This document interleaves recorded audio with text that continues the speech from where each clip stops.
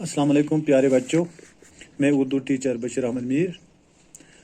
तारीख 9/5/2021, जमात 7वीं, मज़मून उर्दू। मौजू माहौलियाती तवाज़ुन क्यों और कैसे। पिछले सबक में हमने पढ़ा था सारी ज़मीन खोद खोद कर बंजर बना दी गई। तो आज इससे आगे हम पढ़ेंगे। चलो बच्चों, देखते हैं हमारे सबक में आगे क्या लिखा है। चलो पढ़ते हैं।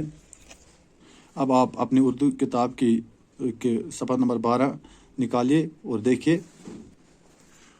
कुदरत ने माहौल के मुख्तलिफ अनासिर मसलन हवा, पानी, जंगलात और जानदारों में एक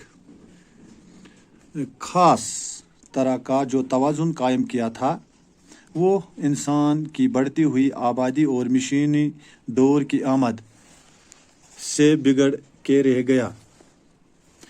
कारखानों और फैक्ट्रियों से न सिर्फ ये कि खाम माल की शक्ल में कुदरती वसाइल का बेदरीक इस्तेमाल हुआ, बल्कि इन फैक्ट्रियों और कारखानों से निकलने वाले मादों ने हवा, पानी और ज़मीन को जहरीला आलूदा कर दिया।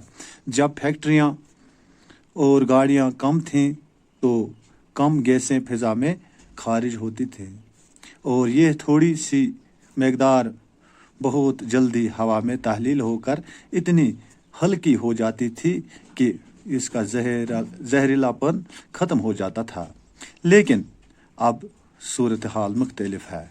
बच्चों, आज के लिए इतना काफ़ी है। इंशाल्लाह कल हम इसके आगे पढ़ेंगे। अब हमने कुछ अल्फाज निकाले यहाँ पे और इसके माने हैं शफाफ, नहायत साफ़, जिसमें आर पार नज़र आए, गिरदो पेश, आस पास यानी करीब, तहलील होना या हल होना या घिस जाना।